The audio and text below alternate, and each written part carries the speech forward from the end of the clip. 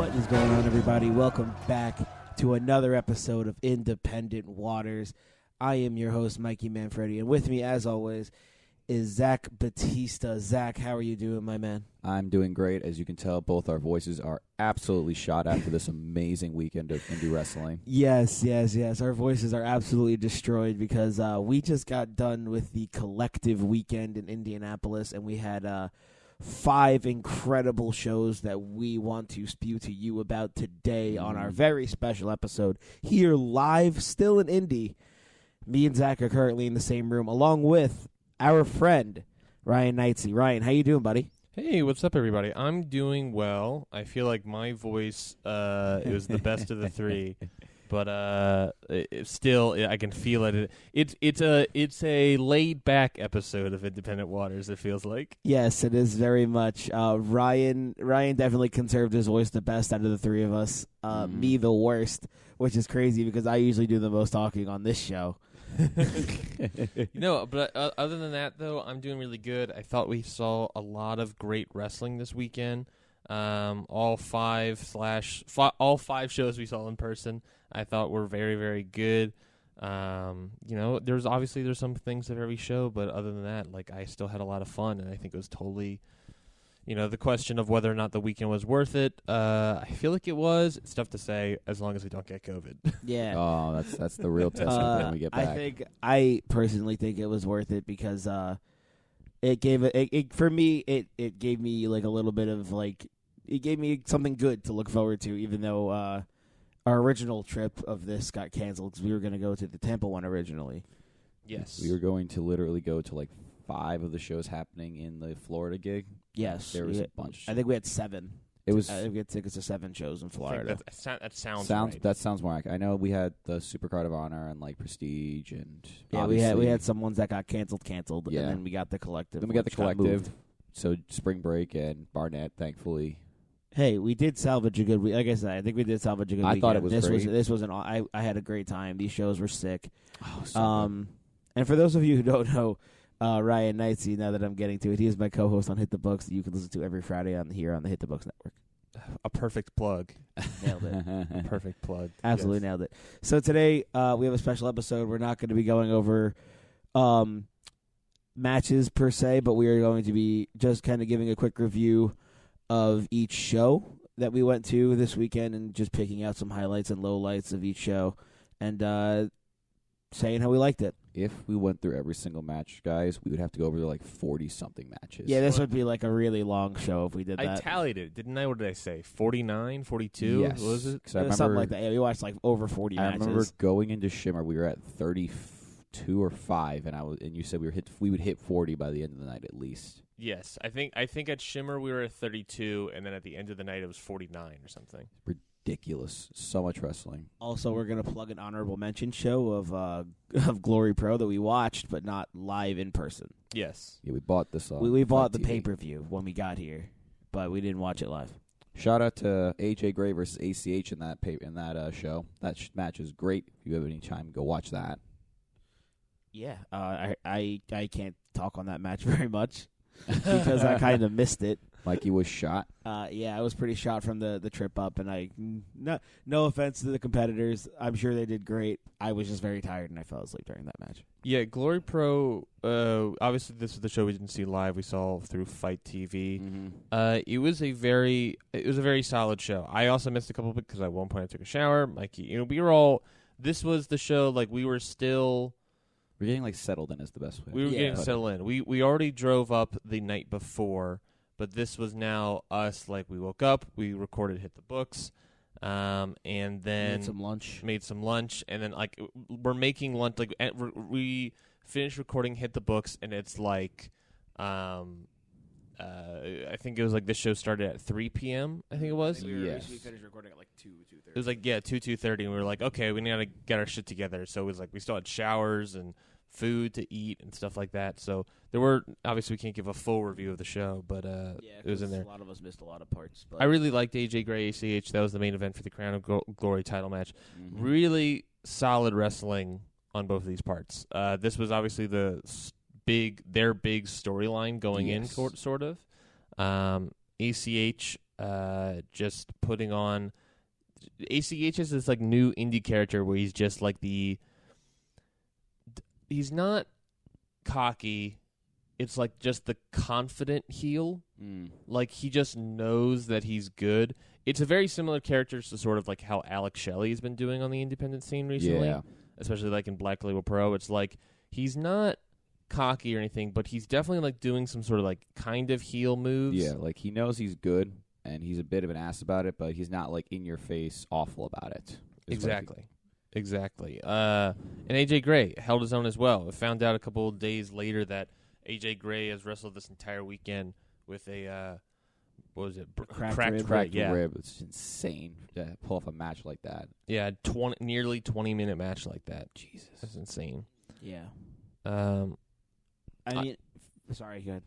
No, I was just gonna say that I love the North versus Alex Zane and Blake Christian. I thought I was just about to mention that. That was there a you go. good Do you want to talk about it? Sure. The North versus Alexander and Blake Christian. That match was awesome. I think it was a great showcase for the North. I think they really brought it, that match. I think everyone in that match just really brought it, and I thought it was really good. Agreed. 100% agreed. I really liked also Warhorse versus Zachary Wentz. That also was a great weekend-long story, I guess. Possibly. God, we still don't know if it was just we don't know if it was a weekend-long work or if it was a ride. That started on Friday and ended on Sunday. I guess we should give them context-ish. During this match, at the end of this match, Warhorse went to go get his belt, and he couldn't find it. So he started to, like, get mad. He shoved the ref, and, like, the commentators didn't say anything about it. They were just kind of like, well, here goes to the next match. There's and also all of us nothing on Twitter about it. We're literally sitting there like, what the fuck? Is this work? This is a shoot? Only to find out later in the night, at least, whether or not Ryan put up a good point. They could have made this into an angle. The angle was that someone stole it and is now going to fight him for it. Well, it was someone, like you said, at the end of the night, someone posted it allegedly to eBay for Craigslist for like $800. Craigslist. Yeah. So whether or not it was a real thing that happened where someone stole it and they got it and then I do know IWTV got it back. The guy who found it on Twitter was Dan the Dad. That's true. That is true. The guy that posted on Twitter, it was originally posted on Reddit, I believe. Yes. But whether or not whoever posted that on Reddit, that's one thing. But yes, Dan the Dad was the one that kind of shared it on Reddit, or from Reddit to Twitter. Which there's just so many like things of us going, I don't know what the fuck is the shoot or the work now. Whether or not they made a good job out of it. They did. So. They made a good angle out of it. I enjoyed it. I also just want to bring up Hakeem Zane versus Kylie Ray. That match was another awesome, I thought. Great match for Kylie Ray. And Hakeem Zane did a good job in this match. Yeah, Hakeem Zane brought it. This was his only show of the weekend. Obviously, he brought it. Kylie Ray did, as always, a good job. Hakeem Zane just being the utter heel. just healing every single opportunity he can get. His manager just was like the heeliest thing you could ever see. Just good match though. Can I talk about Jake something versus Manders? Go for it. The match that shouldn't have been the match that should have just been a singles match. It should have just been a street fight, man. Yeah. So this was the ball rope match between Jake something and Manders was one of the matches on this card I was excited for because I was like, this should be good. So the match starts, and like obviously the referee has to put the bull rope. You know, the bull rope match idea is that you're attaching a rope between everyone's wrists. Well, not everyone's wrist. The ref's not included. Between the participants' that'd be wild. Wrists, and they have to fight. That's basically it. And it's like basically no disqualification at that point. It's the same thing as a dog collar match, except it's around your wrist instead of your neck. Exactly. And there's also like a cowbell on the freaking rope. Something like But the way they tied the bull rope to people's arms is they just did like a loose, like thread. It wasn't like a strap like it usually is. It was like they just tied it, the rope itself, just like one knot basically a slip knot on each of the contestants' wrists. The entire match, it just kept undoing for both participants. Jake something constantly, Manders sometimes as well. Even the cowbell, which was like supposed to be in the middle, fell off. It wasn't even like loose. It just fell off at one. It wasn't like attached. it was sliding. So it kept sliding. There was a point in the match where like Manders was obviously trying to get the cowbell. Like something was on the top rope. He was choking out Manders. Manders was like trying to grab the rope and move it up so they can get the cowbell and hit something. He kept trying to, but by pulling the rope, the cowbell was just staying on the ground and like getting less and less on the actual rope. And then they just gave up the spot and thinking. This match, besides all of that, this match was good. It just, if it wasn't a bull rope match, it would have been great. Or if the bull rope match was executed better. Yeah, just actually tie it like, around their wrist or get them a strap or something. There's just a better way to do it. I know that costs money, you independent wrestling company, but come on, you made the match look you dumb. Independent wrestling. You company. made it look. I blame the Glory Pro in that one because it's like it looks so bad now. Like it was rough. It would have been a great match if they had the actual stuff together. Well, if we were to give Glory Pro a quick rating on the miss out, or mark out scale, what are we thinking? With the context of the weekend, I would probably give it, I want to just say a meh, but I'm torn here. Yeah, I mean, I also didn't watch I missed like 3 or 4 matches of this card, so I can't really give like the best thing, but what I did see, it's like a high meh. Yeah. Like it's not there yet, but like if the bull rope was working, it probably would an easy mark out. No, I'm not gonna blame it all on the bull rope, but like of what I did see, I would give it a high meh. So whether or not those other matches meet that oversee that expectation is hopefully. Some of the other matches when I'm looking at the card now, like I'm thinking to myself, these aren't bad. Because I will say one thing to point out. I was very pleased there was no bad wrestling on here. Yeah. Like, out of all things, there was no one was like Eva Marie bad where I was like, oh my God, stop wrestling. Yeah, stop. From what I saw, a lot of the issues were from just like things that could have been easily fixed. I don't think anything was on the wrestler's part really. I agree with you guys on the high meh spectrum. I thought it was a good show. I enjoyed what I saw, but it was nothing super remarkable. Anyway, now that we're done with our honorable mention, let's get into our first show that we saw live this weekend. We saw Joey Janela's Spring Break 4, Spring Break Forever. Personally, I think this show was absolutely bananas. This show was insane. Any highlights for you guys on this one? A couple, but I'll shorten it down to, since I know what one of you is going to pick, I have to give honorable mentions to ACH versus Leo Rush. I thought this match was fantastic. Both guys really brought their A game. And I also learned later in the night the commentary was really bigging up how both these guys were kind of on a path of redemption, both having their issues in the indies, both then having their issues in WWE, and then both now showing up here and both bringing their all and really trying to like have a more respectable, like be more redeemable with each other. And I really liked it because it added more layers to the match because these guys gave everything they had, and I couldn't get enough of this match, in my opinion, though. Yeah, I agree. That match was really great. These two really just put their heart and soul into it. You could tell how passionate they were to have this match. Yeah, you're right. This match mattered to both of them. Exactly. You felt it. Yeah, that point came across clear. Before the match, during the match, after the match, when they hugged it out at the end. This was a moment for them. And I remember hearing somewhere that like Leo Rush is probably going to like not necessarily retire, but stop wrestling, focus on like rap and whatnot. He says that a lot. This is true, but I could see this being his last, and I think if this was his last, it would have been well worth it. Mm-hmm. I agree. All right. Well, I think a highlight for me for sure was Ricky Morton versus Joey Janela. I knew one of you was going to put that. That match was. I did not expect that match to be as good as it was, and those two did. I mean, Ricky Morton especially did not need to go as hard as he did for us. Ricky Morton bled for Joey Janela's Spring Break. What 2020? We're having Ricky Morton, legendary Hall of Famer, Rock and Roll Express. 64 years of age, blading. Not only blading, but doing pile drivers through plastic tables. Which was fucking awesome. It was so cool. Amazing. There was so many crazy spots in this match. This match in general, these two really brought it, and they did not have to go that hard, but they did for us. And it came out for an awesome match. And it was definitely, for me, like one of the sleepers of the night because I thought it was going to be I thought this match was going to be fine. But this match ended up being awesome. Yeah, I mean, in honestly, like that doesn't necessarily surprise me. I mean, Ricky Morton is a legend, right? He knows how to put a good match together. Joey Janela is a legend of the independent scene.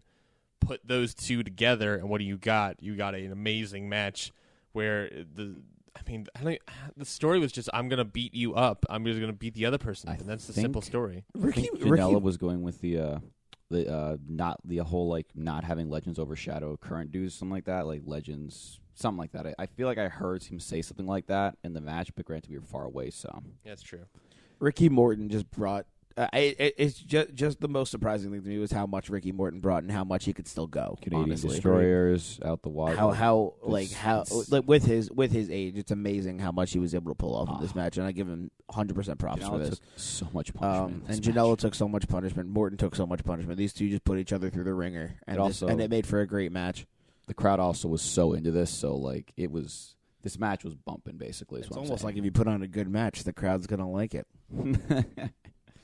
A match that I really want to talk about, I'm looking at this entire card, and there's like, I can think of points for every single match on this card. Pretty much. So it's very difficult, but I want to shine a light on a match that really impressed me, Iron Beast versus the Rascals. Yes, that match was very, very good. Oh, I came out of this match wanting more Rascal matches, and I've never heard of them before this match. I've heard of the Rascals before, and I greatly enjoyed the wrestling, but I came out of this match wanting more Iron Beast, KTB and Shane Mercer. They looked amazing. If people haven't heard of the Rascals, Ryan, who was wrestling for them as well? For today, the Rascals was a trio group, but today, or on this show, it was Desmond Xavier and Zachary Wentz. Rascals are a tag team. They also feature Trey Miguel. Keep forgetting. I'm sorry, Trey. I keep forgetting your name. Yeah, they're Impact Wrestling team, and they're really, really good. But Iron Beast was the team that I loved to. I thought they looked great. They had great moveset. I remember that assisted back-flipping slam that Iron Beast did. Yeah, that was awesome. That was great. The pure. This isn't really a move of the Iron Beast moveset, but just pulling a door out from underneath the ring, throwing it up as Xavier goes for a suicide dive out of the ring. Oh, that thud he made when he hit that door. I was like, oh, that hurts. It was so loud, and I don't know how it picks up on the fight stream, but the cavernous, loud noises that come from that ring, because of it's the building we're in is concrete floors, cinder block walls, Echo City. Like, it's just everything you can do will just echo off of everything else. Which was used to an advantage of another match we'll talk about later. Yes, I mean it was an advantage of every single match. Like, every single powerful move you do, you just hear it ring out forever. And that dive into a door was beautiful. Yeah, I agree. Mm-hmm. You heard every chop, every slam. It was just booming. Yeah, exactly. But yeah, I'm looking at this card. Like, every single match was really, really good. I mean, we had the surprise start with Orange Cassidy. Oh, the building literally blew the roof off when he showed up. We had Gresha Moriarty for 20 minutes, just pure technical wrestling. Good, also very good. Wrestling. It felt like they wrestled a pure wrestling title match, which I enjoyed. Mm-hmm. Yes. Shout outs to the finale of the night, which would be Matt Tremont's retirement match. Yeah. That match was great. I wanted to just get into that real quick. I just wanted to get everyone's quick thoughts. I personally thought that match was insane. It was a great way to close out the night. I think it was a great send-off for Tremont. And I think it really rounded out the crazy amount of different styles we saw just at Spring Break. Actually, yeah, now that you point that out, there's a lot of styles. Catch. Then we had the high-flying, super fast-paced tag action with the Rascals and Iron Beast. We had some great singles competition, and then you have a death match. Yeah, whatever you say about Joey Janela, he puts together a great show. Oh yeah, absolutely. He puts together a solid, diverse card. Except for one low light, I think. I was going to say that was one point, and it was literally just because it was too goddamn long. The low light, I think our all of our low lights was the clusterfuck battle royal. It's something that's been said on Twitter all Yeah, weekend, it was just it was long. It was a little sloppy. It made the night go on way too long. Like, was it fun? pushed back? It pushed back the show after it. It was kind of a mess. It was fun. There was some cool wrestlers, but there was just too many. There was a point where there were like the whole outside of the ring was just filled with people, and I was just sitting there thinking, guys, you got to get rid of some people. Like when this is going to happen soon. But there were some good spots too. Like Juicy showed up along with Tankman. They both had great spots where they just literally killed people. Trying to think what other good spots happened in that match. Violence is Forever coming out. Yes. And Kevin Koo of Violence is Forever coming out in the Super Dragon mask, curb stomping Alley Cat and taking away one of her 9 lives. Yes, that was brutal. I remember physically when I was there, I watched Alley Cat's head hit the ground, and I heard the echo, and I literally like flinched. I was like, ugh. I was looking away. It was rough. It was definitely so rough to watch in person, especially. I called it beforehand. I was like, we better, for god dang GCW Joey Janela's Spring Break 4, see Yoshihiko take on the Invisible Man. And we did. That was amazing. That was all I wanted. I didn't care about any of the other Invisible Man spots, but all I wanted was to see Yoshihiko, a doll that other wrestlers have to sell for, take on nothing. Take on the Invisible Man. Now having to an invisible sell, wrestler who wrestlers have to sell for. Yes, it is a doll, because that's the only way you can do it. A doll now has to sell/fight nothing. It's the only thing that the doll can sell for. It was crazy. That's all I want, and then everything else was like, yeah, that was wild. It was just super fun to see stuff like that. Man, why has it got to be an hour long, man? What the fuck? I love I love when the Invisible Man shows up. Cage Match usually puts like the times in for all these matches. They have the times for every single other match. Like, Gresham Moriarty was 20:50, Tony Depp and Alex Shelley 13:29. The Clusterfuck doesn't have a time. Oh my god. They didn't even bother. Your stopwatch ran out of battery. Yeah. All right. Well, I think that wraps up our thoughts on Spring Break. What do you guys think? Miss out, Matt, or mark out for Spring Break? That is a mark out for me. I agree with Zach. I think for me, Spring Break was definitely a mark out. I loved it. I popped. There were so many great moments. Even with the Clusterfuck being underwhelming, I think the whole rest of the night was still absolutely awesome. It's a low mark out for me. Every single thing was really, really good. The Clusterfuck was just incredibly long and got extremely tedious. And obviously, you have to sort of acknowledge that there may or may not have been backstage shit that went down in terms of the agenting of this Clusterfuck Battle Royal. We still don't know what's going on over there. But, at the very least, the show was pretty good. I would give it a low mark out for me. Cool. Well, then let's move on to show number 2 that we saw live very late at night / early in the morning. We went to Freelance Underground. That was a fun card, I think. Very interesting. So we saw that show. What were your guys' quick takes? There were a couple matches on this card that I thought were really good. There were some that, as a match, I have to say that it wasn't a great match, but it was entertaining. So I don't know why you're looking at me when you say that. Because there's a specific match here where I was like, as a match, that match wasn't great, but I had a fun time watching that match. In terms of being positive, I think the easily the best match in the card was Kylie Ray versus Josh Alexander for the Freelance World title. Oh, absolutely. I agree. You mean the match where Kylie Ray broke Josh Alexander's nose? True. Yes, that is true. Yeah, that match was definitely a highlight for me. I love Kylie Ray. That's no surprise to longtime fans of this show. I love Kylie Ray, and this match was just highlighted everything good about both competitors. It highlighted Josh Alexander's just pure strength and power and just ability to be a heel, and it highlighted Kylie Ray's never quit, never give up spirit, and It showed her technical wrestling prowess as well. Agreed.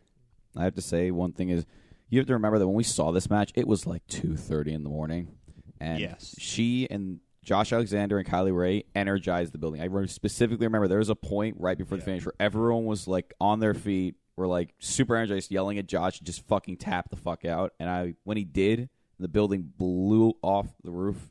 Kylie Ray then left, but I was like, all I remember thinking was they energized. Both of them made the entire room go from, holy fuck, it's tired. I'm tired. I'm ready to go home to wrestling is awesome again. And I would say that the scramble did a little bit of that. I would say the triple threat with Ethan Page, Kobe Carinos, Shane Mercer also did a little bit of that. I was gonna bring that up, actually the the triple next threat. match, I really actually. liked the triple threat. That I really enjoyed that match. Really, The triple threat would made it great for me being in the audience was the acknowledgement from Ethan Page saying that who's ready to wrestle at 2 a.m. Like, it's a joke, but for me, the audience is like, oh great, they're kind of upset about this, and they find this whole thing ridiculous, and sort of like they're making the levity of it. It's maybe I'm obviously reading too much into that, but it was much needed, because then we get that and it's like, oh yeah, they're also being like, this is ridiculous, and they're also being part of it. And then it brings it to that. It grounds it. It brings you back Correct. into reality. It's like, oh yeah, they're people too. Ethan literally went to sleep before the match even started. He laid under the ring apron for a hot second, and I was at the same boat where I was like, okay, even they understand it's 2 a.m. and we're all watching a pro wrestling match. But I brought it up. The scramble I thought was really good as well. I thought that was a good match. That was easily the second to best match of this card. I think It was a very, very good match. I thought Blake Christian Alexander always doing great as well. I thought Elena Black did well as well. And then the newcomers, Storm Grayson and Davey Bang as well, thought held their own. Davey Bang seemingly just doing a Hangman Adam Page gimmick, but with instead of beer, it's Bang energy drinks. Yeah. And that's all the matches I'm going to talk about. I was going to say, I'll mention, shout out to the one match that Mikey and I had fun watching, which was Brothers of Funstruction versus Warhausen. The match. I think all of us in this room agree that in terms of wrestling, match was bad. In terms of entertainment, match was fun. I had a great time watching them. From Danhausen being abducted by the fucking Brothers of Funstruction because he's a clown, to... That was very good. They saw the face paint, and then they brought Danhausen over to their side, and he's like, he's a clown with us. And Danhausen's like, no, I want to be with Warhorse. To Danhausen doing his dance on the apron, and Warhorse headbang shimmying along the apron with him. To Tequila. To Tequila, of all things, was awesome. Oh, and I know Ryan hated this match, so let's move on. Okay. I've been trying to think of like good things I like to say about this match. You don't have to say good things. No, I get it. If you don't like a match, you don't like a match. It happens. To keep my journalistic integrity, I want to try to think of a good thing to say. You're allowed to be honest. I think Warhausen did a good job of trying to keep the entertainment up. I was just not into the Brothers of Funstruction at all. We got a tag team Doink the Clown gimmick, but now they also have props. I was really hoping for a banana spot, and that never happened.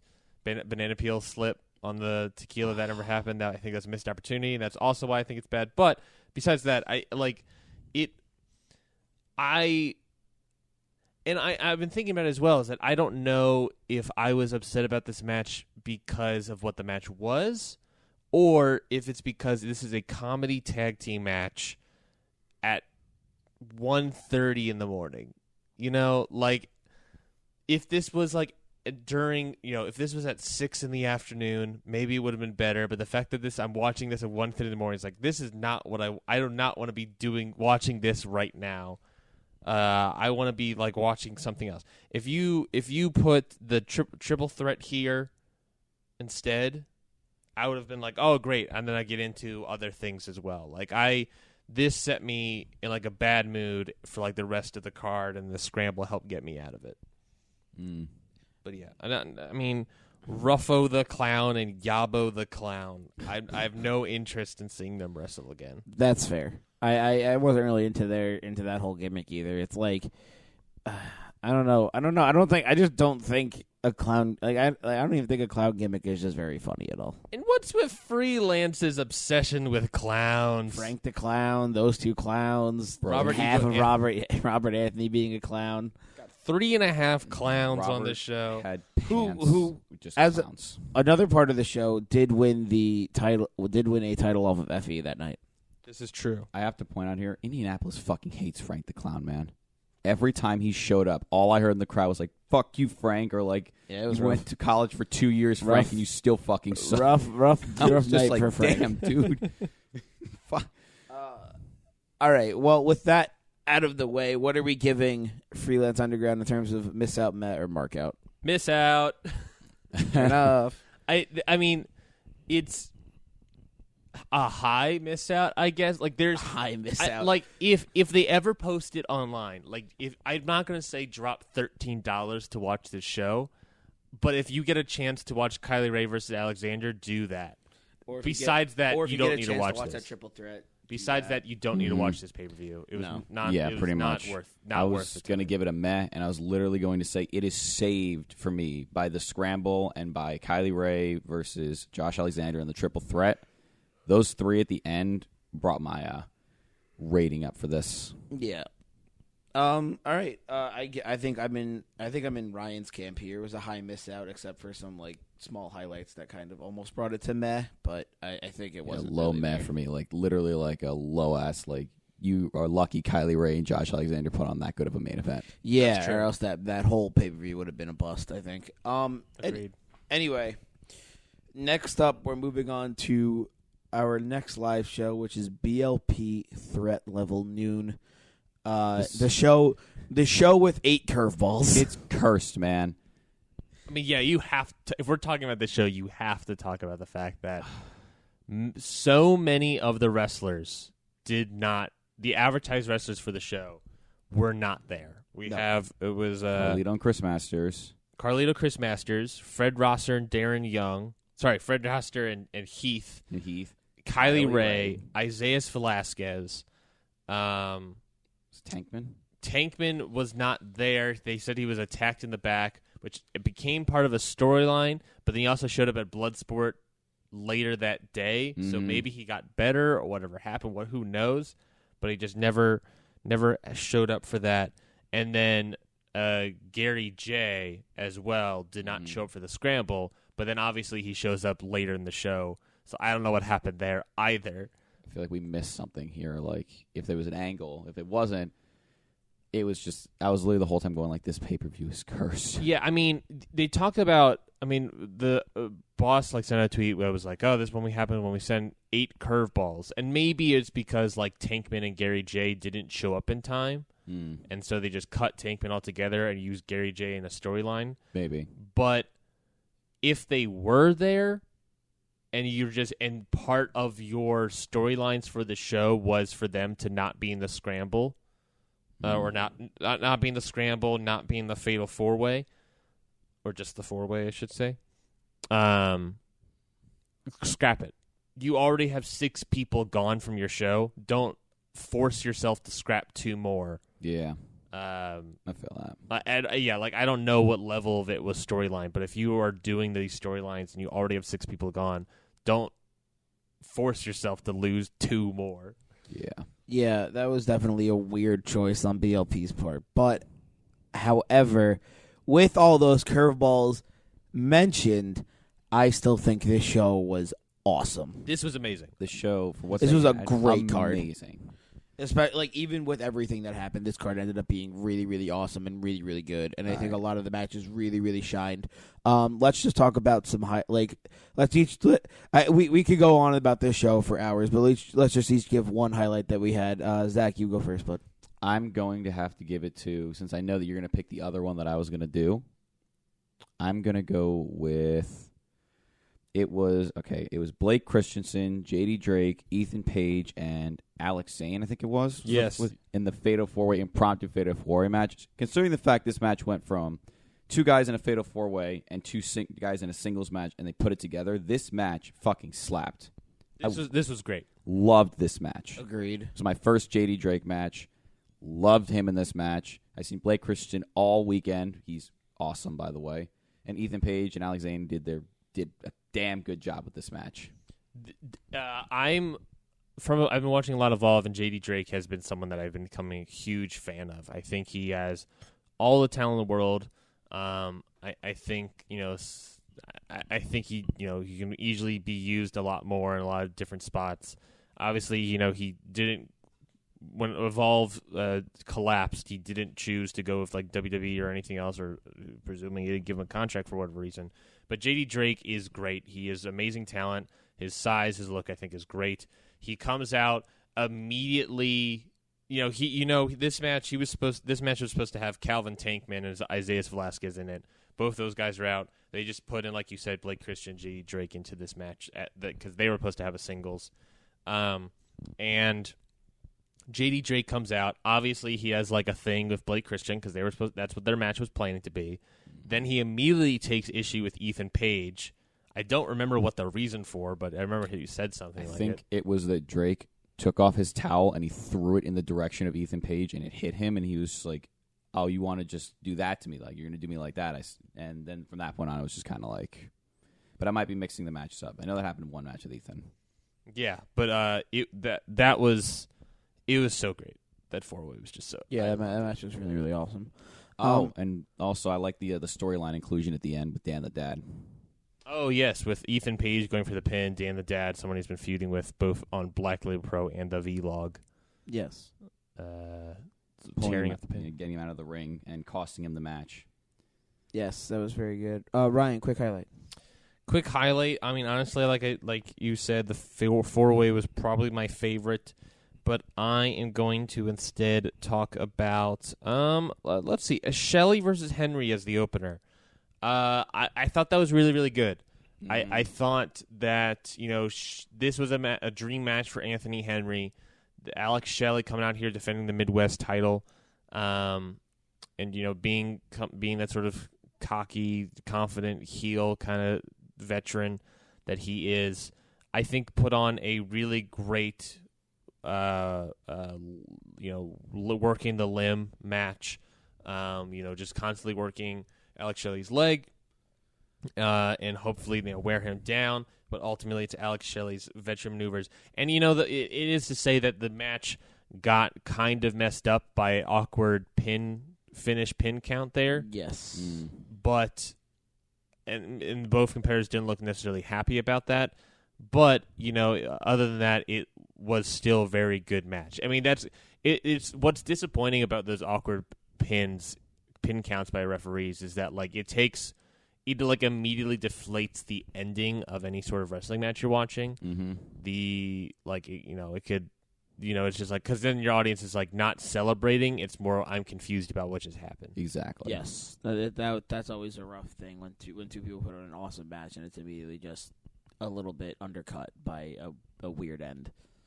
A highlight for me, I think, in this one was Jake Something versus Warhorse. I loved this match. This match was great. Jake Something immediately getting rid of Warhorse's face paint was a huge heel move in my eyes. Yeah, right off the top. Yeah, right off the top, taking away Warhorse's face paint, which has been kind of part of the source of his power, because once you take away the face paint, he goes from Warhorse to Jake Parnell, and when he goes to Jake Parnell, he is apparently a much weaker opponent, but I didn't see that in this match because he brought it. I was a huge fan of Jake Something coming out of the this weekend. I was like, Jake Something is a fucking beast. I think honestly this is one of Warhorse's best matches that I've seen. Yeah, I've seen a lot of Warhorse matches. This was definitely up there. I think I can agree to that. I mean, Warhorse really brought it in this match. This was for the Black Label Pro title. Jake Something being the monster heel, Warhorse's character is very interesting because it's he's not necessarily the underdog, but he's just someone that he's one of the longest reigning independent wrestling television champions. Yeah, he has built up a little bit of a pedigree here. I think now could the most defenses of that title. Yes, 100%. Definitely, he has built up a pedigree here, but he is someone that you can't. He just keeps going and go. He's like the Energizer Bunny. Yeah. I thought more of like heavy metal meets the Ultimate Warrior. Yeah. Yes. That I works like as that well. comparison. That works as well. I think we all loved that match. It was awesome. It was a great showcase for both guys. Before we move on, I do think we would be remiss to not talk about Top Flight versus Eric Stevens and Tom Lawler. I know we all also loved that match as well. Top Flight showed their shit. Top Flight really had an amazing showing. They really they weren't even supposed to be in this match, but I believe this one was the Carlito Chris Masters one. Carlito and Chris Masters was supposed to be against Effie and Danhausen. I'll take your word I thought for that it. was the stunt doubles. No, well that was they were another replacement. The stunt doubles were a replacement for Carlito and Chris Masters. I'll tell you, I don't remember. Go on. I can't. I forgot who Lawler and I think Lawler and Stevens were supposed to take on Slater or Heath and the other guy. I can't remember whose name right now. Fred Rosser. Yes. Darren Young. I believe it was them two versus them, and then it was Carlito and Masters versus Effie and Danhausen. Gatanic Panic. Either way, yeah. Top Flight. Either way, Top Flight was a replacement in this match, and I think they took amazing advantage of this opportunity, and I think it was also an amazing advantage for Black Label Pro for storytelling purposes. And agreed. 100%. I think all around this match was better because Top Flight was in it. Agreed. I've been watching a lot of Black Label Pro since they returned from the off season, I guess. Sorry to interrupt you real quick. Top Flight being Airwolf and Angel Dorado. They have Black Label Pro has been doing a great job since coming back during the pandemic. I keep trying to say after, but I'm like, it's not after. We're still in it. It's still happening. I think of it. But yeah, this match was supposed to have two ex-WB people against Eric Stevens and Tom Lawler. That's that's a cool parachute in match to watch. But ultimately, what Black Label Pro is they just got Top Flight. This match made sense within the canon of Black Label Pro. Top Flight coming off of a title shot, going up against Eric Stevens and Tom Lawler, who then lose again. So it's like, Top Flight, they can, they're still possibly could be circling the title drain. I thought this was good. I'll be honest, Top Flight, I've seen a lot of their matches recently, and I haven't seen a match that they didn't really botch into. This match was perfect for them. I think this was their match of my weekend. This was really good. I want to give all the props in the world of Black Label Pro. I think they are. I said it before that I think that if Black Label Pro focuses more, consistently on their storytelling, they have the sky's the limit for them. I mean, they shit. I'm losing my train of thought here, but they basically I completely lost what I was going to say. This is my whole point. Black Label Pro is really, really great. They are the only card that came in with stories, a lot of stories, and came out with a lot of stories for their next show. Was it that it was going to fill the hole that Evolve left? Yes, that was my conclusion statement. Was that this? If they continue focusing on these stories, continue on building from show to show, and continue building up to things, I think they could easily fill the void that Evolve left. And that's not to say because they already have Evolve leftover people like Anthony Henry and JD Drake, but I definitely believe that if they keep doing what they're doing, they have the possibility of filling that void. Yeah, I agree. I think Black Label Pro kicked ass, knocked the show out of the park, even with the 8 curveballs. As aforementioned, I love this show, and if we're gonna give it ratings from miss out, Matt, or mark out, I think I'm giving it a mark out easy. This show ruled. I'm also going to give it a mark out. I'm easily giving it a mark out. I thought this was amazing. Yeah. So if you can buy it on Fight TV, watch it. Every match was awesome. This was just a great card all around, and it was just a blast and a half to watch live. Well, with that out of the way, and now we've given a super mark out to Black Label Pro over here. Let's move on to the next show in our lineup, which I believe is our second to last show of the weekend. Shimmer Volume 118. Guys, what do we think? It was good. I thought they were all solid matches with a couple particular that I was like, damn, this is really good. Yeah, I thought this was a solid show. it was, there was definitely a lot of stuff in here that was really good. I think there was some stuff in here that maybe went a little bit too long.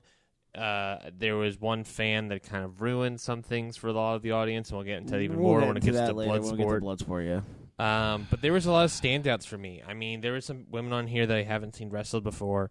One big standout was Lacey Ryan versus Devine,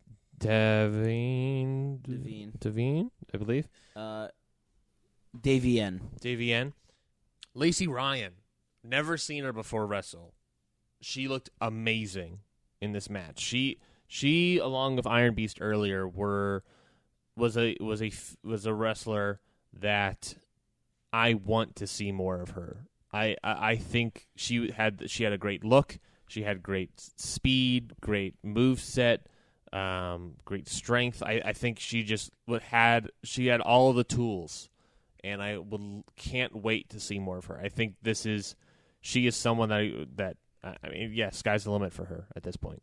I agree. Lacey Ryan definitely put on an awesome showing. I think a big highlight for me was the tag team match with the Bird and the Bee versus Kayla Cassidy and Sierra. I liked that match a lot. Not knowing the Bird and I've seen singles matches with Willow Nightingale and Solo Darling. I've never seen them tag team before. And I've never seen Kayla Cassidy and Sierra, but everybody in this match impressed me, and I thought it was very good, very entertaining. And I thought the Bird and the Bee really, really brought it, and their charisma is through the roof, honestly. It's unbelievable how into them I was so quickly. For me, my highlight would probably be the main event, because I had never seen a Kimberly match. Kimberly versus Nicole Savoy blew the roof off the place. Fucking great match. Despite that one fan being annoying, I was so into this match. Nicole Savoy impressed the hell out of me. It's Kimberly, because Mikey was marking out for Kimberly, and I'm like, she's got to be good again, at least, or entertaining. As fans of the show would know, I love Kimberly. I like Kimberly very much. I've reviewed plenty of her matches in the olden days of Indy 500. Yeah, the main event was just astounding. It was just Nicole Savoy coming out there, giving her all. Kimberly giving it her all as well. I mean, they went out here for the fight, and they beat brought the shit out of each other at some points in this match, and I Absolutely. loved it. Shout-outs for me, by the way, to Layla Hirsch. I think was that her last name? Yes. She was in Black Little Pro. I didn't talk about it, but in here, too, I was just reminded how much I was impressed with her this weekend. Yeah, in the last 3 shows we watched, Layla Hirsch was in all of them, and in all of them she impressed me. I love that Layla Hirsch shows up for one day and kind of steals it. Yeah. Like I would argue if anyone was the potential MVP of that day, it might have been Layla Hirsch. I agree, because she was in every show we watched that day, and and every time I saw her, I was impressed, or being like, "Damn, this is a great match," and it was just always positive for Layla Hirsch, I think. Yeah, I came out of Shimmer going like, "Damn, I need to watch more matches with a lot of these women, because they fucking some of them really like put out a good ass match." I agree. So what are we giving Shimmer 118? A miss out, Matt, or mark out? I'll go first. I'm going to give it a meh. Because while a couple matches, like, for instance, a High-End and Thunder Kitty's match and Kimberly and Nicole Savoy's match, I thought were good, like, really good. A lot of the other matches in this card were, like, solid to me. Like, most of them were just fine. Nothing awful, nothing bad, good wrestling, good job on everyone's part. No one fucked it up. It's good. Yeah, I think I can agree with that. I'll also give it a meh. Like, there's a lot of great matches on here. There was a lot of solid stuff on here. And at the end of the day, like, there wasn't a bad match on this card. Just everything was just, like, solid. Like, solid wrestling. Like, I don't have a single complaint. Like, maybe it's like the criticism there is that nothing really like blew me away up until the main event, or specifically Lacey Ryan. But like, or maybe there wasn't stories or something that it was a lot of like, it felt like I was parachuting into a lot of different things. That makes sense. And maybe that is why I didn't really fall completely in love with every single thing. But at the end of the day, no one messed up really. No one really had a bad match. Everything was just solid. So I mean, meh. I'm with you guys here. It's meh, but for me, it's a high meh because I really did like everything a lot, and I really enjoyed the show altogether. I really think that Kimberly Nicole Savoy match was absolutely insane. I really, really liked the Bird and the Bee. I really, really liked Layla Hirsch and Lacey Ryan. Sorry, I'm terrible with names. Lacey Ryan was also another standout. I think this show was just full of really great wrestling, and if you like wrestling in general, this is a great show to watch.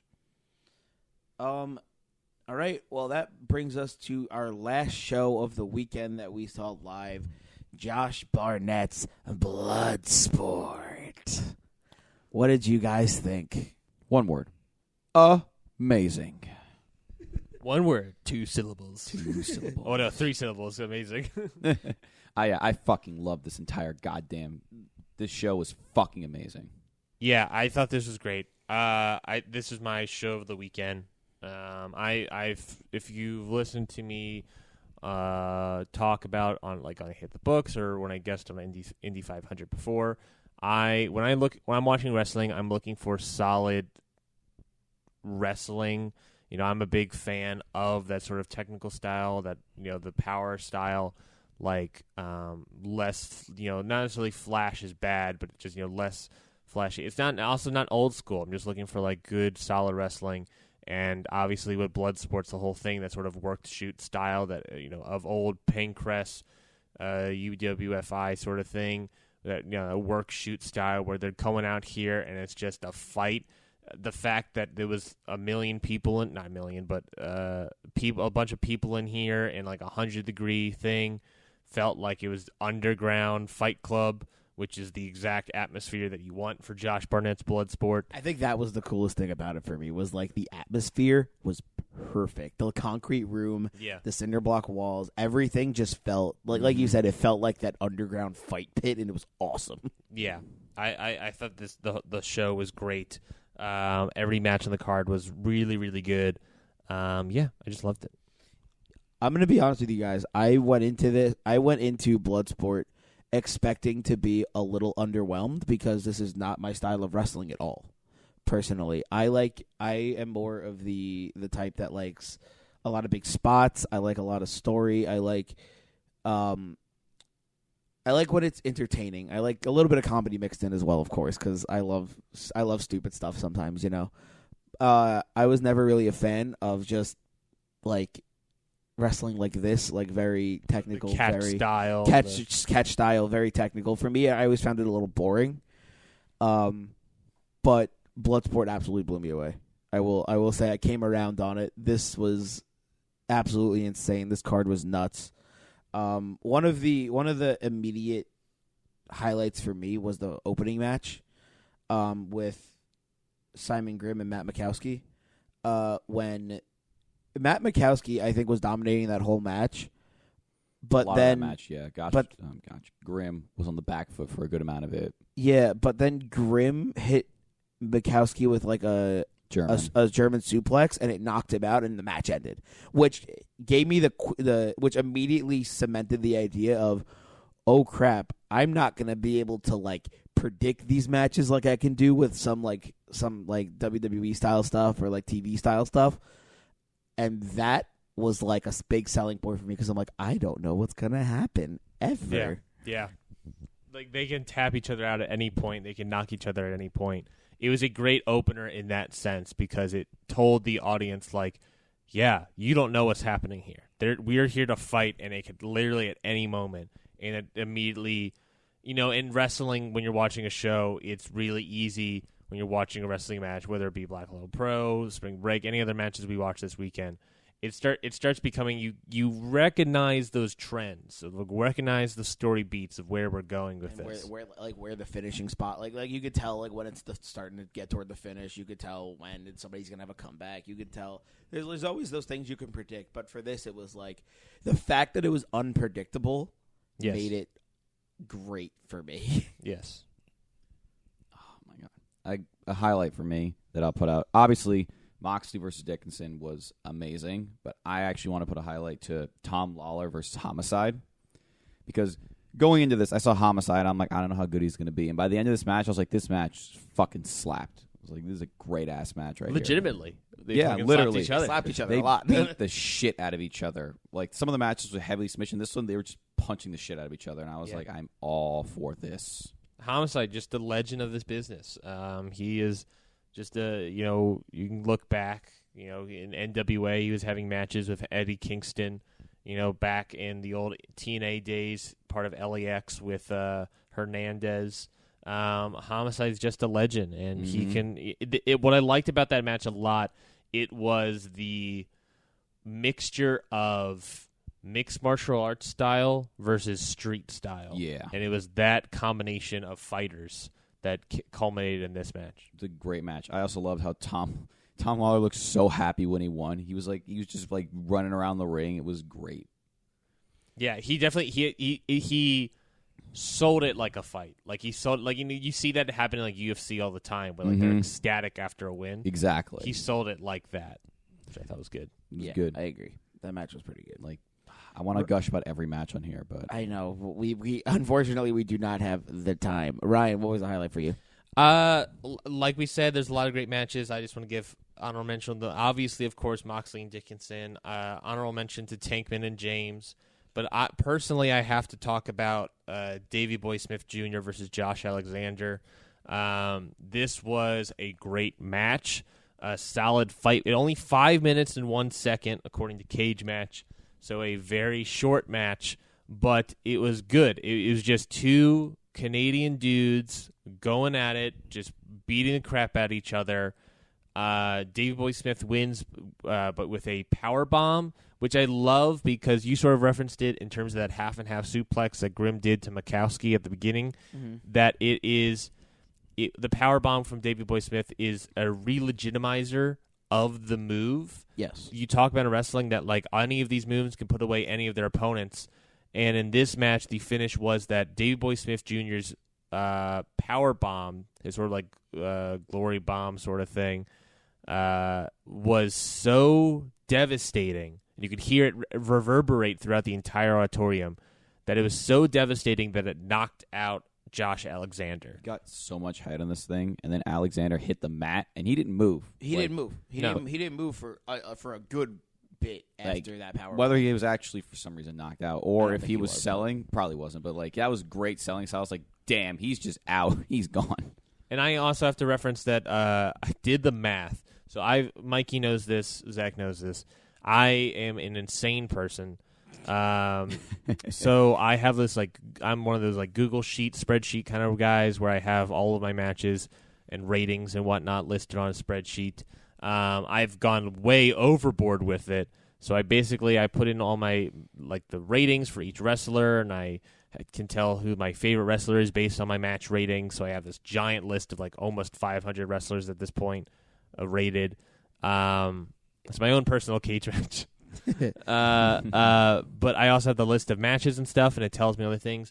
So I've been tracking every single 2020 match I've seen, and when I did the math right before Shimmer, and I realized that this match, Davey Boy Smith Jr. versus Josh Alexander, was the 1,000th 2020 match I've seen.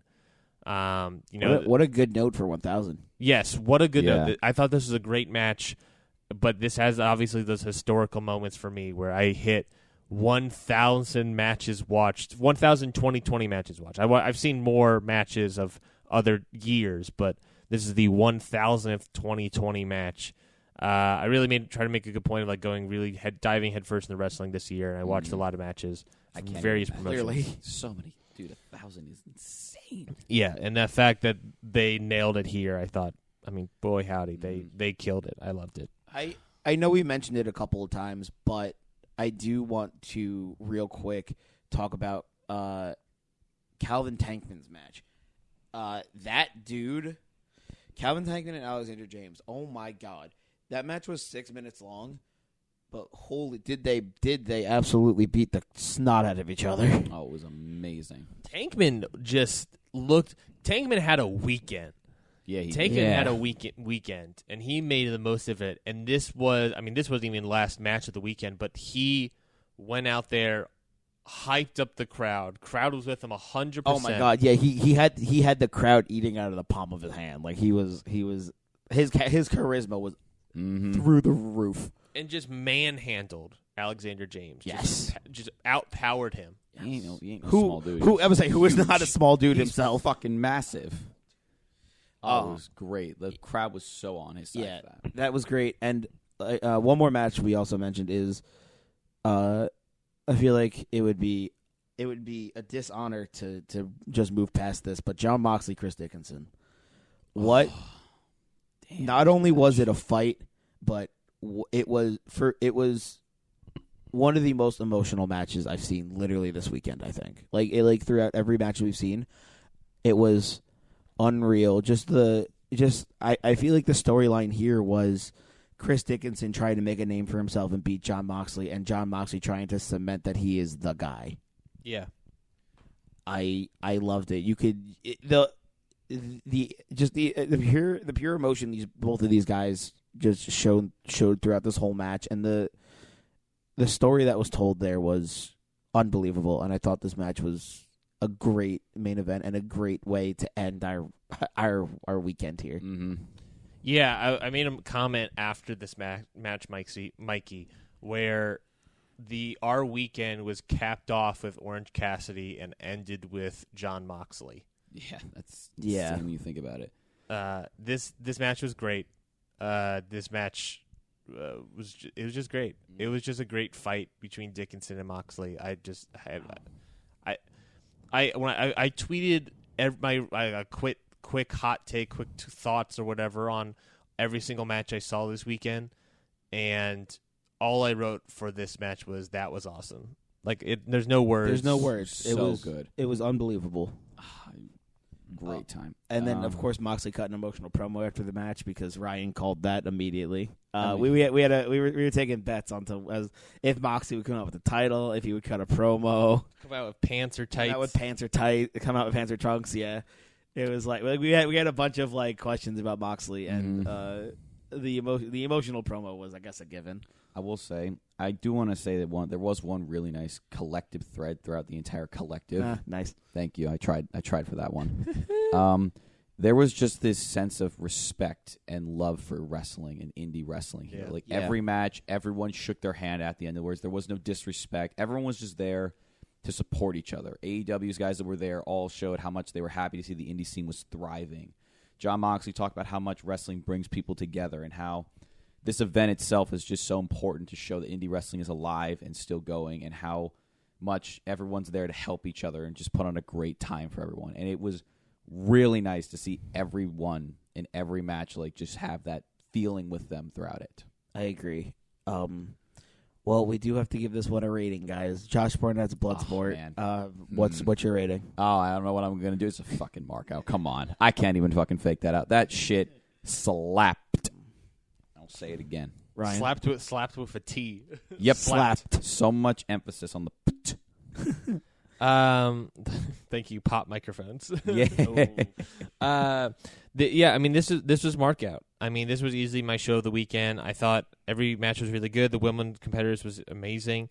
The women's tournament was really good. Every match, top down, made me excited. It was right up my alley. It would be probably even better if there was that one fan ejected. I hate that, man. But He didn't get ejected. I don't know. I'm saying he should have. Oh, he did. He Get didn't him out of here. He got ejected by the crowd. So let's just real Just quick put the explain. quick There was context this one fan, and he kept trying to chant for Allison Kay, but he kept trying to do the same chant over and over and over again, and no one was with him literally at all. But he kept trying and trying and trying until eventually the crowd turned on him and started chanting back at him to shut the fuck up. It was the same guy from Shimmer as well. He did it for Nikki, for Nicole Savoy. Yes, for Nicole Savoy. He did it for Moxley. The only reason he didn't get booed for Moxley is because everyone actually was. Everyone was like, "Well, I mean, it's it's Moxley." Yeah. So yeah, we It's got Moxley. and also people were for Dickinson too. So there was like an equal love for both guys in that match. But Yeah, that one guy, because that's the thing about chanting is that I am totally okay with any single person chanting however they want. Obviously, I mean, you can't really yell at them about that. But the problem with that guy was that, and I don't want to put too much emphasis on him, but his chanting was just a wrestler's name, same tempo, same volume, same way of saying it 20 times in a row, doing that every minute or so. It was like a fucking soundboard, man. It was a soundboard. Yeah, it was beating a dead horse. It was just like it wasn't. It caused the crowd to like turn on him, which in turn forced people wanting to chant. It forced people to chant for someone else, where the whole point of chanting is you're chanting in response to what you're being seen, and now we're all chanting in response to what we're hearing from this one guy. And I understand that he wants to support people, but by what he was doing and how he was chanting, it's not what he was doing, but how he was chanting, he devalued some matches here this weekend, and it was frustrating to watch. His was chanting had the frustrating. exact opposite effect on supporting the wrestlers instead taking away from the wrestlers. I'll be honest. During the Allison Kay and I think it was Snow match, I actually just wanted. There was a point where I actually want Allison to lose just so that guy would shut up. And I was like, granted, Allison lost. The match was still great, but bro, there was a point where a guy was like, dude, we get it. Yeah. And I was just like, stop. I'm like, just let the match go and just let us enjoy this match, please. To bring this up, we have no idea how much it came across on Fight TV at all. That is Yeah, true. we have no idea if it's on the pay-per-view or not, but live he was very annoying. Anyway, Yeah. like I said, let's not give any more attention to this guy. Let him take over for this. Collective was fucking awesome. Collective was the collective. I want to get a quick As Mikey struggles to speak as I struggle to speak. I would just like to get your guys's as a weekend as a whole, the collective miss out, Mayor mark out. Mark out for me. I was so goddamn impressed with this weekend. So many people showed up that I'd never heard of, and they fucking They showed up, and they put out so many good matches. Ryan, My experience, my wrestling viewing experience is a mark out. okay, The qualifier's there because if I had to rate my experience and how I felt as a fan during this COVID time and COVID protocols and all that stuff, I'll be honest. I do want to not give the props to the collective on their COVID protocols. they did almost everything they can. They did everything they could, but my issue Like they did temperature checks, they had hand sanitizer, they were wiping down the ring between matches, they separated the bleachers. Yes, but my issue with how they handled the weekend was that they had temperature checks at the door. They had hand sanitizer booths. Like I only saw 3 around the area. And they separated the booths, the seating a bit, which was also all good. And mask was everyone was told to wear a mask. And the issue I had that nothing. These are all things that were in place, but none of it felt enforced. Yeah, it was like yes, this is all what we're doing. And as soon as you got in there, it was a free for all. It basically, and that became all the more present during spring break. During the clusterfuck and then the death match at the end, was that like nothing was being enforced whatsoever by the collective themselves.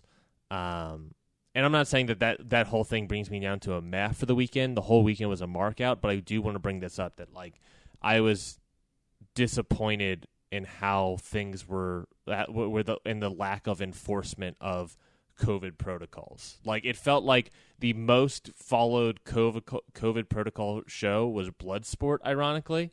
Yeah, and I specifically believe it is because of Jon Moxley that it was followed better.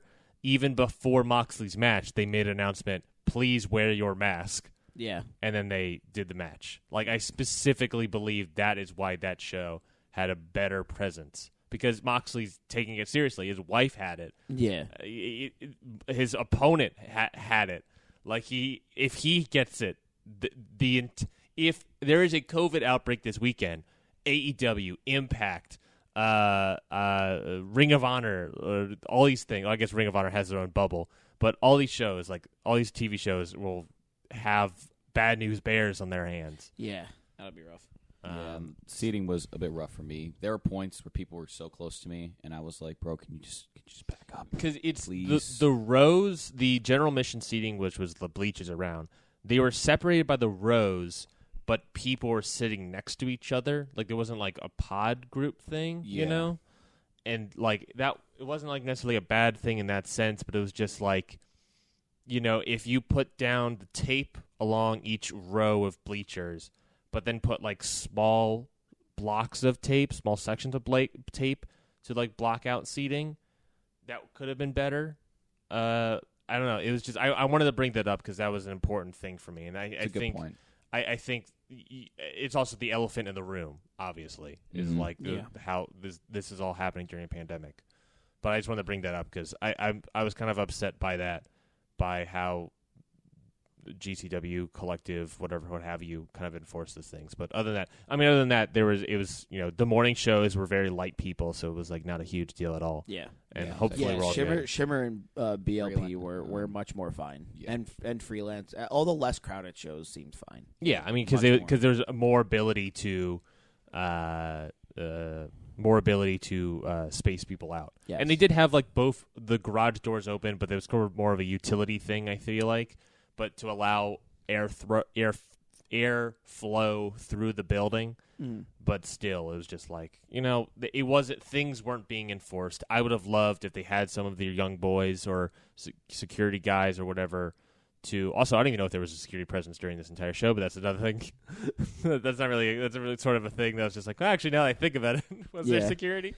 If they just had people around just like yelling. I mean, I saw so many people that in the stands not drinking or eating, they're just taking off their masks and just to enjoy or lowering their masks. And they're not eating or drinking or anything, they're just watching the show. I get it, it's hot in there, but still, COVID.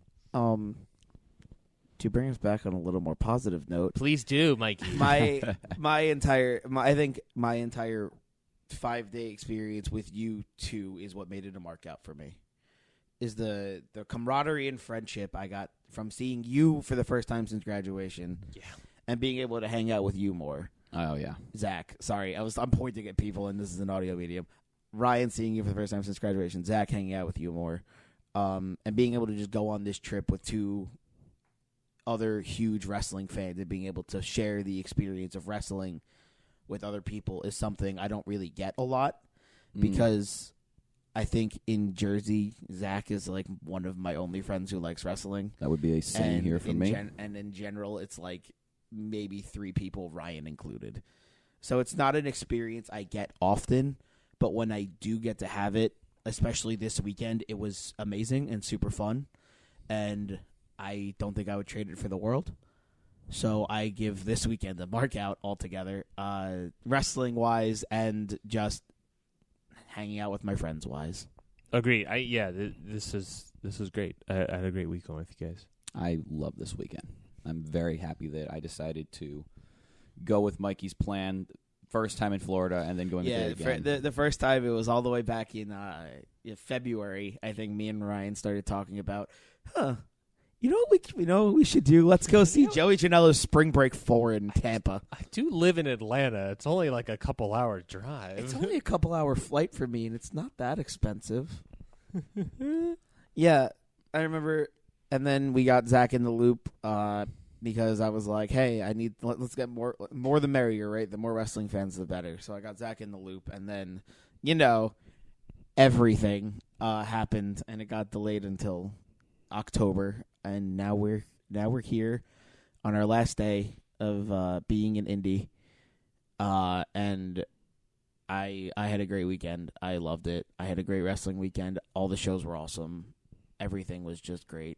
Just being able to experience 2 new cities in 5 days was really cool. Mm-hmm. So I thank you guys for joining me on this weekend and going along with my stupid, crazy plan. Thank you for including me. And we'll see you next year in Tampa Bay, Florida. Next April, when WWE's like, we're going to Tampa, baby. And COVID's totally gone at that point. All right. So we've rated the shows. We've told our highlights. So that brings us to the end of this episode of Independent Waters. Remember to go to iTunes, give us that rating, that 5-star rating, that mark out rating over on iTunes. Leave us a review. Tell us how you like the show. Tell us what we could do better. Tell us what we're doing right. We love your feedback over here. And remember to also subscribe to the Hit the Books feed, where you can get an entire backlog of each show here on the Hit the Books Network. And go check out Hit the Books every Friday. Right, Ryan? Yes. Opportunity for plug. Here we go. That's me putting the plug in. I don't know what that sound of the plug is, though. It was the amp in John Moxley's intro. Yes. Mikey and I do a show together called Hit the Books. It's on this Hit the Books network that we have right now. Every single Friday, Mikey and I write our own versions of both Raw and SmackDown. We've been doing that for over 2 years now, so go check that out. We have a very long history of doing the show.